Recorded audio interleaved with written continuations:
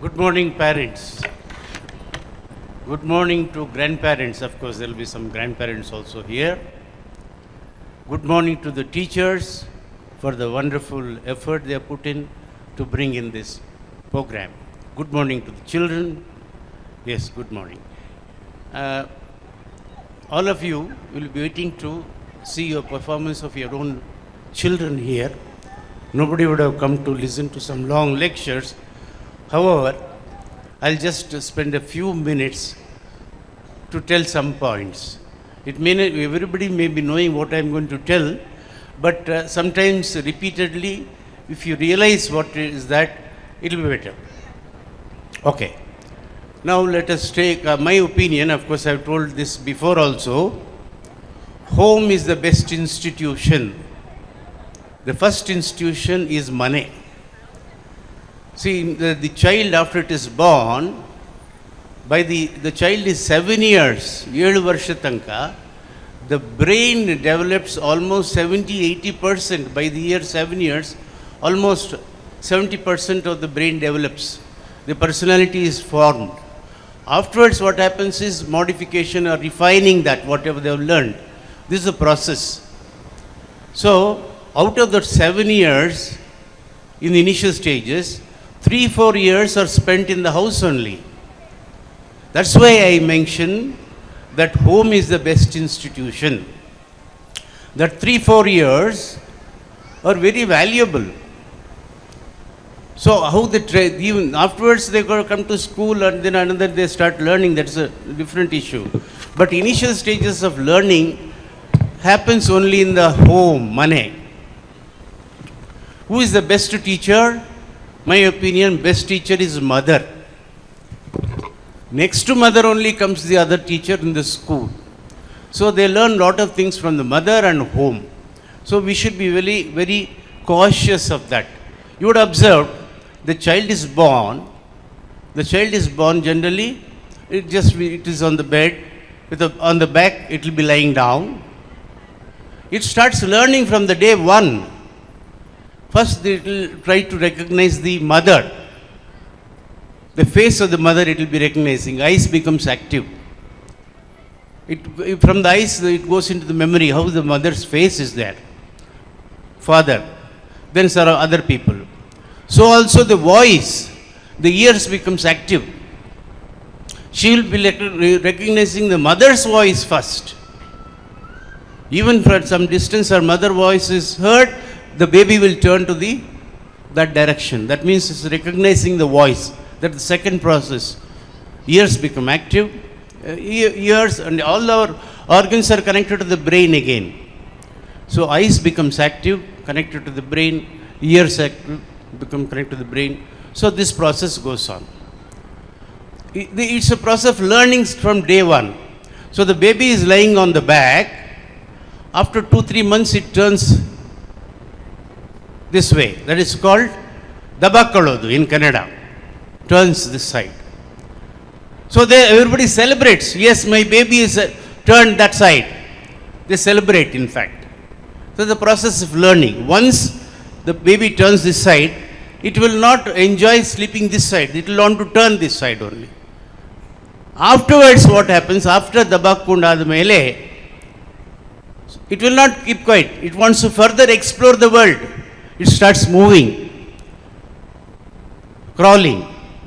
Then Ambegalo, 4 legs. It starts walking on 4 legs. It will not stop at that stage, the baby. After learning how to walk on 4 legs, it wants to stand up, holding something. Then afterwards, it leaves off that. Leaves standing without support. That's a celebration, achievement for the baby. All the parents also, they'll be very happy. Hare baby, my son or daughter is able to stand. That's an achievement. The learning process continues. Then afterwards, it starts walking. The next stage is after walking, it will not stop. It wants to run. That stage, till that time the parents are happy. When the baby wants to run, Odbeda Vidoktiya. Don't run, you will fall. Negativity is fed into the baby. Negativity is fed into the baby. Allitanka, the baby is appreciated for whatever the baby is doing. But at that stage, when the baby falls, the mother is worried. The baby may get hurt. That's why I say, "Vodu beda bidoktiya." Particularly nowadays, when many of the homes have got one child or two children, this becomes more attention. More attention is given to the baby, not to get hurt. But when the earlier days, when each house, when the other half a dozen children were there, they were not bothered. They had freedom to grow, natural growth. But now what is happening? One child or two children, they are overprotected. So what is happening in the process of this? Actually, negativity is going into their brain. The baby has to fall. The baby has to fall, then only it will learn. But you should be careful. You should that it is where it is falling. It's not dangerous floor and all that. That's what the parents have to be attentive to. One more thing I'll tell you. When they fall, they learn. You would have seen baby dabakundadmele, after it turns the baby on the cot, generally on cot nowadays, neladalli haktare. The baby is on the bed, it tries to move and falls. Sometimes it falls. So mother is careful that baby is not moving to the side of the bed, it may fall. But sometimes the baby falls. ಮಂಚದ ಮೇಲಿಂದ ಕೆಳಗೆ ಬೀಳ್ತಾಳೆ baby. But you would observe, ನೀವು observe ಮಾಡಿರ್ತೀರಿ, ಒಂದು ಸಲ ಎರಡು ಸಲ ಬಿದ್ದ ಮೇಲೆ, ಮಂಚದ ಮೇಲೆ ಕೆಳಗೆ ಬಿದ್ದ ಮೇಲೆ, next time the baby learns, ಓ ಎಡ್ಜು ಹೋದರೆ ನಾನು ಬಿದ್ದೋಗ್ತೀನಂತ. It's only few months old, but it will become alert. ಎಡ್ಜಿಗೆ ಹೋಗ್ಬಿಟ್ಟು it will stop. The learning process starts. I will fall if I go there at few months old only. So the process of learning continues. So allow the baby, bilbardu antalla, bilbeku, but you should be, parents should be careful for running. Metlat beda biddogtiya. This is what I have seen many times. So anta negativity don't feed for the baby. Let the baby have freedom to learn the world as it is. That's one point I want to tell you.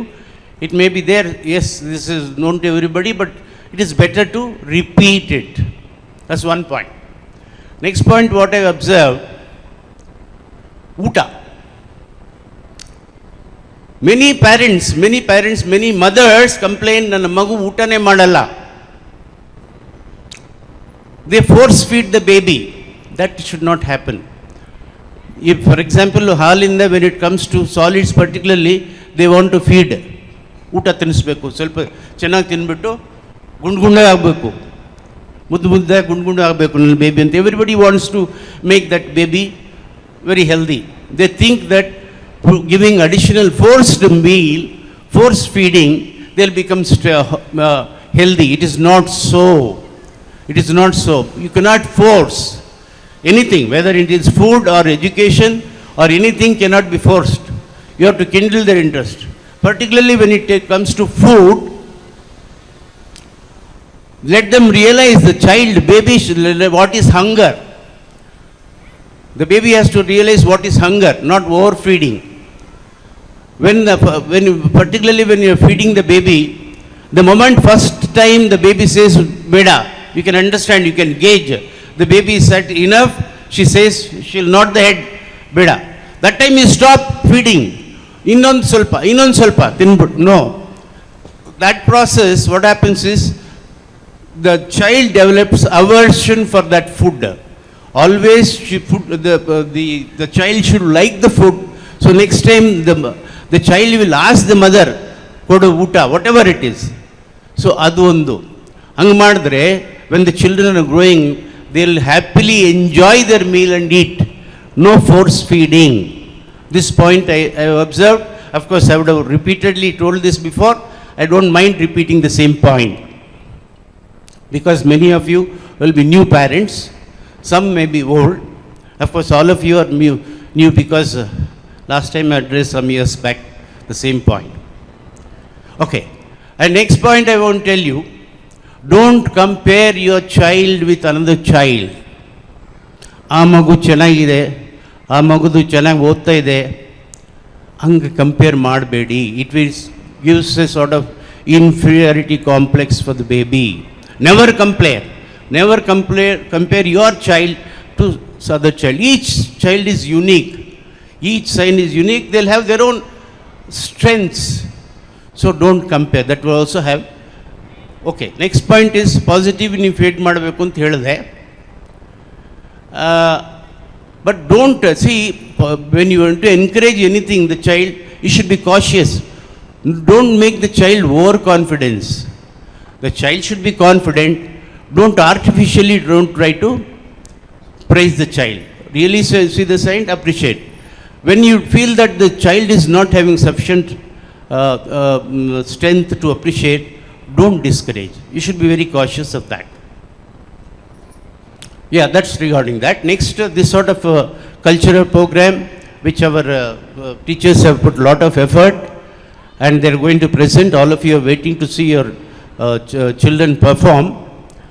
This sort of programs is a must because, and also as far as possible, all the children, each and every child should be made to perform in the stage. Why they should perform in the stage? Because stage fear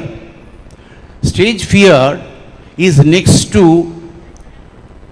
fear of death. The second fear, first is fear of death people have. The biggest fear is fear of death. The next to fear of death is stage fear. Many children or anybody, even grown-up people, they have stage fear. That has to be eradicated. These sort of programs for the children will help them to come out of that stage fear. Why stage fear has to go? Because when they grow up, when they join some organization or wherever they are, they cannot express themselves. Even that small meetings where they join a job or somewhere else, it may be a group of 2 people, 3 people, 4 people. There also this stage fear continues. They can't express properly whatever their inner feelings. So the stage fear has to be eradicated so that they can express themselves, because they'll have the intelligence, but what's the use when they cannot express? With these words I stop. Thank you very much. Please enjoy your children's program.